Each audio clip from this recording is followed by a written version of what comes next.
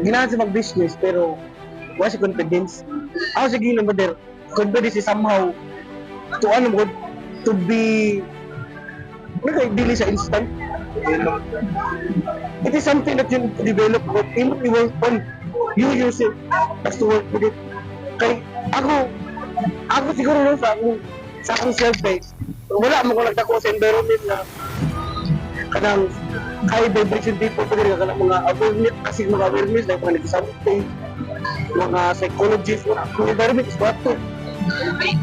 But the reason why nalahi akong mindset sa bahay is because I choose to be with people na talaga something na nakakatunan ba.